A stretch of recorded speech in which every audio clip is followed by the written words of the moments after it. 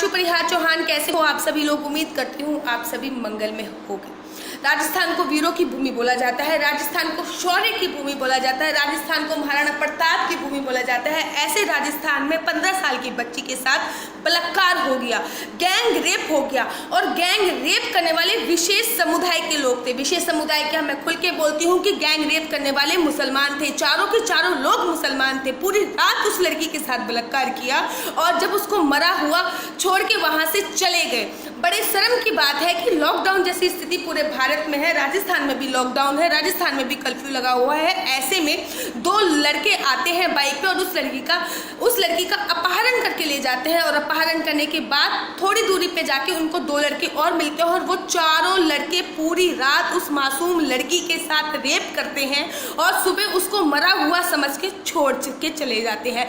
जबकि सोचो, ये मुसलमानों के रमजान का महीना है, जबकि सोचो ये मुसलमानों का पाक साक महीना है, जिसे ये इबादत का महीना कहते हैं। इस इबादत के महीने में 4 मुसलमानों ने एक हिंदू लड़की के साथ रेप किया, और हद तो तब हो गई जब लॉकडाउन की स्थिति में किया, हद तो तब हो गई जब भारत में कर्फ्यू लगा हुआ है उस स्थिति में किया। और तो और जब आज मैंने वहाँ पे उपस्थित लोगों से बात करी और जब आज फ़ोन पे बात करी तो मुझे पता चला कि वहाँ के कुछ जो नेता हैं वो इस मामले को बीच बचाव के लिए 1 लाख रुपए दे रहे हैं कि सारा मामला शांत हो जाए। मैं आशु परिहार चौहान आज आपको बोलती हूँ कि मैं 2-2 लाख रुपए देती हूँ अपनी लड़की की इज्जत उतरवाने के लिए। क्या आप लोग तैयार हैं? अपनी लड़की को 4-4 लड़कों से रेप करवाने के लिए क्या आप लोग तैयार हैं? शर्म नहीं आती है? आप किसी लड़की की इज्जत और आबरू को रेप पैसों से तोड़ रहे हैं।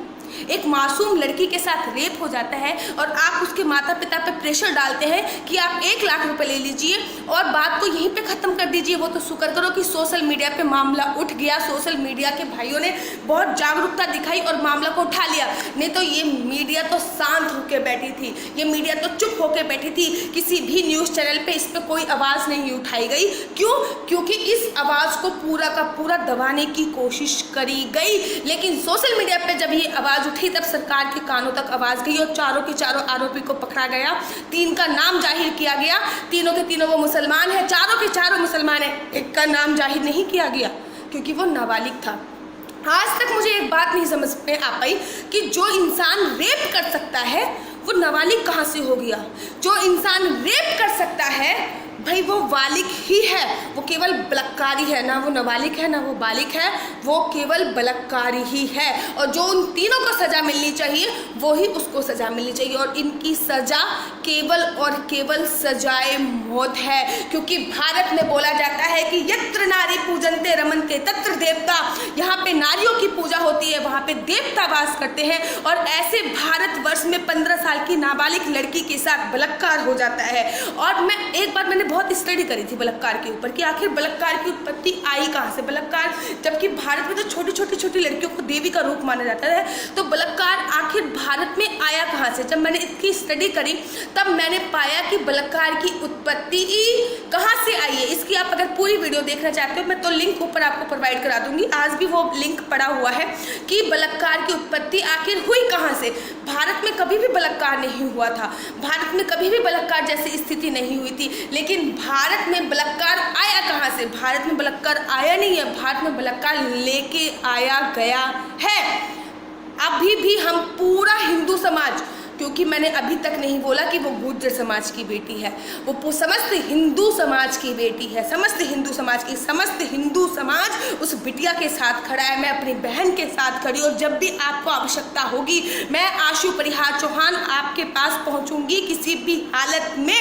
जब भी आपको आवश्यकता होगी समस्त हिंदू समाज आपके पास पहुंचेगा।